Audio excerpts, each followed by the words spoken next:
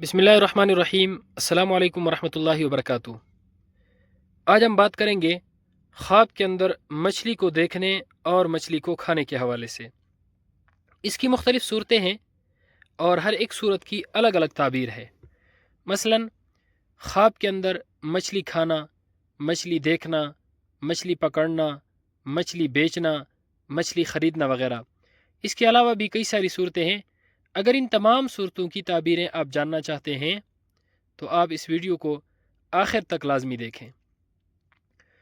अगर कोई शख्स ख्वाब के अंदर मछली बेचता है, दलील है कि इसको और इसके लोगों को बेहतरी, खैर और फ़ायदा पहुँचेगा। ख्वाब के अंदर मछली पकड़ने का कांटा देखना मकर व फ़रेब की अलामत है।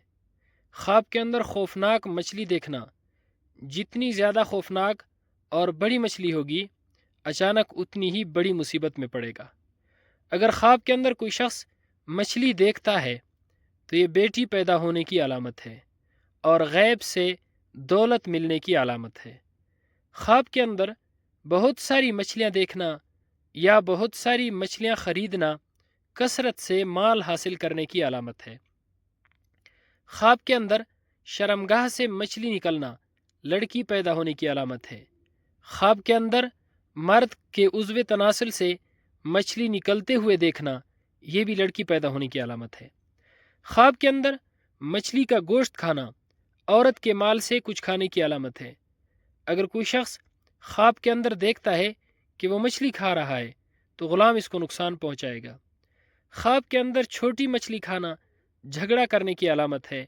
ख्वाब के अंदर मछली के मुंह से निकलना किसी बात में झूठ बोलने की अलामत है, यानी किसी न किसी बात में ये बंदा झूठ बोलेगा ख्वाब देखने वाला। ख्वाब के अंदर मछलियाँ पकड़ना, इसकी ताबीर ये है कि जहाँ से उम्मीद नहीं है वहाँ से माल मिलेगा, नेमत और भलाई हासिल होगी। ये बहुत ही प्यारा ख्वाब है।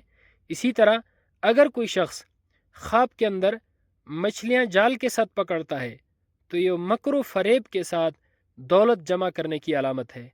अल्लाह रब्बुल इज़्ज़त हमारे ख्वाबों को हमारे लिए बाइस खैर व बरकत बनाए।